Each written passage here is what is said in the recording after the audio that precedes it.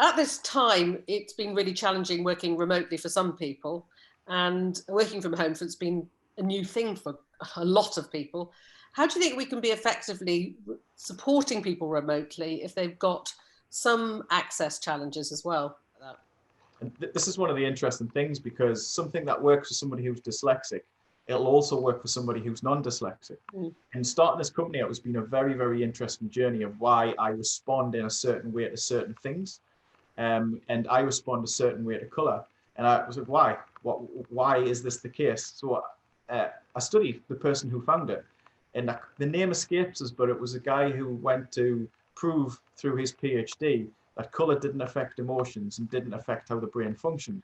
And in the end, his thesis, he come 180 degrees and realized it did affect, and it affected so much with regards to emotion, but also with regards to how fast you read and how well you digest information. So, yellow background for me helps me digest information quicker. But if you're not dyslexic, you will have a color that will help you read faster. It will help you get less eye strain, and it will help you digest that information much better as well. And I find that phenomenal, that everybody's potentially got a color out there that can increase their performance in something, and they don't know it yet.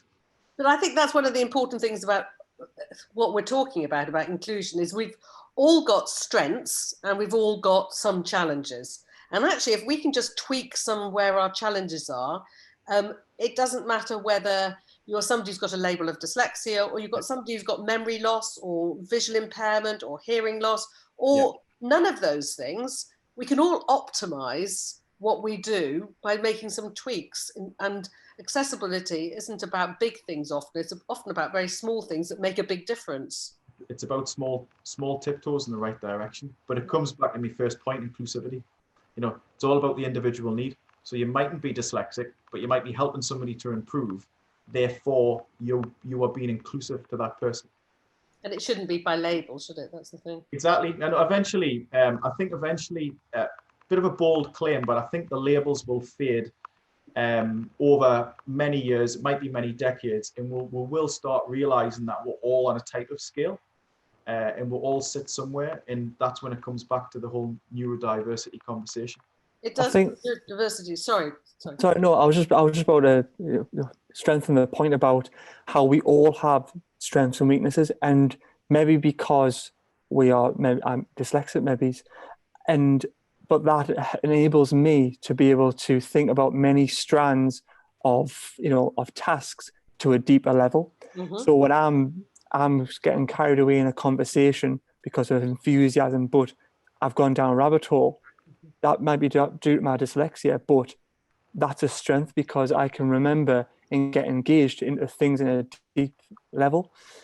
And that's just one example of many of the little things that maybe I don't see in my day-to-day life, but people who maybe have autism or ADHD and work in technology and are fantastic coders because they can analytically think in that right way.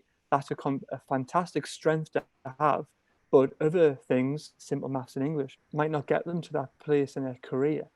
But technology and being accessible helps that individual shine better when it comes in the workplace, because they're getting support with these things that they might not be, very good with. But it shouldn't have to tarnish their true talents in a workplace.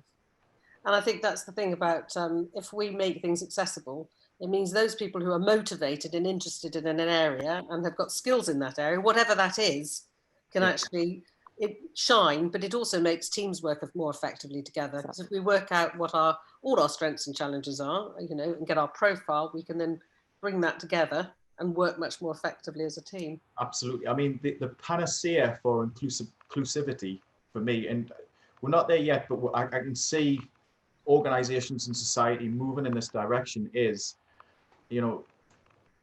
identifying that people who potentially are dyslexic or autistic or whatever it may be on the scale, is that this comes with advantages. So when we come to the point where recruitment, training is, there's a dyslexic person on this panel, this means she should be strong in these areas. And it just takes us back to an interesting conversation that we'd done a presentation to the Rotary Club many years ago. And one of the people that were on it was a very early employee in Apple. And Apple was a very, very, very forward-thinking company. And in the early days when they were doing focus groups, they realized, and this is a compliment in a strange way, they had to take dyslexics, they had to identify dyslexics, and they had to take dyslexics out of the focus group, because the dyslexic would normally figure out what was going on in the focus group, which rendered the point of view invalid. And I just think that's incredibly powerful, that you've got such a powerful brain that it's going to figure it out. So therefore, you're not a person that can kind of be manipulated in the situation, which the focus group's trying to do. Yeah. If employees and employers noticed and harnessed this across the 6, 7, 8 million estimated people in the UK that are dyslexic, we have potentially completely different job roles for a person with this label. I think as well that in reality, neurodiversity, we've got billions of neurons that are connecting. And so, as you were saying, that the labels will probably go. Neurodivergent conditions all overlap with each other. So often people aren't classically one thing. They're classically themselves. And I think that's really important, that if we are going to be personalized in terms of our support, it's understanding that and then taking those strengths and recognizing, harnessing the strengths of the individual and then marrying it with the team to see who's best to work together. And that's the exciting bit about the future, really, about inclusion. That's what really inclusion means, isn't it? Absolutely.